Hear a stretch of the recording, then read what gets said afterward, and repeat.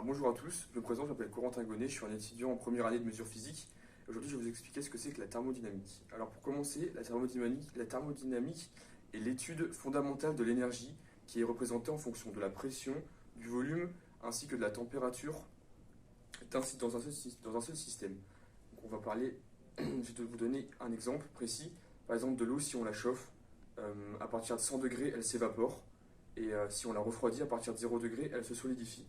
Donc on va parler plus particulièrement d'un moteur donc, qui représente un cycle et qui est représenté sous 4 phases. Donc, qui sont ces 4 phases représentées ici présentes. Donc on a la phase d'admission, c'est lorsqu'on fait entrer le comburant ainsi que l'air dans le piston. Ensuite on comprime ce mélange et ensuite à l'aide de la bougie on crée une étincelle, ce qui va faire pousser le piston et qui va créer donc la détente. Et une fois que tout cela a explosé et tout le reste est évacué par le pot d'échappement. Et donc voilà les quatre phases du cycle du moteur.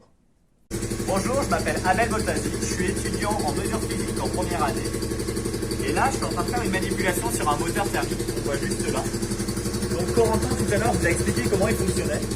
Et ce moteur, il a la particularité, c'est qu'on a rajouté beaucoup de capteurs dedans. On les voit pas forcément à l'œil nu, mais il y en a plein. Et pour preuve, on a ici tous les voyants de nos capteurs.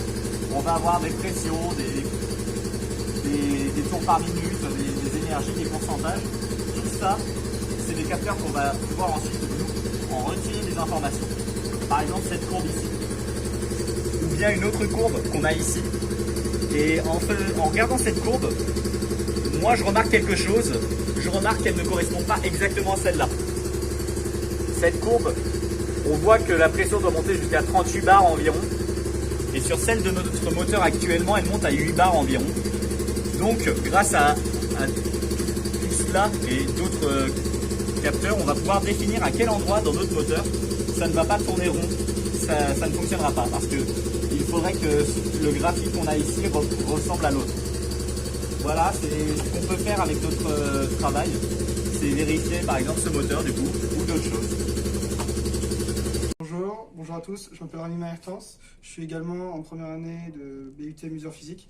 Alors là on est dans une autre salle de thermodynamique où on va faire plusieurs TP, comme le calorimètre et comme la liquéfaction qui est derrière, et ou bien aussi la mesure de gamma qu'on peut voir aussi devant. Et l'avantage de ces manipulations, c'est qu'on les a déjà travaillées au préalable de manière théorique. Et justement, on peut les voir de manière pratique afin de faire un lien de tout ce qu'on aura fait.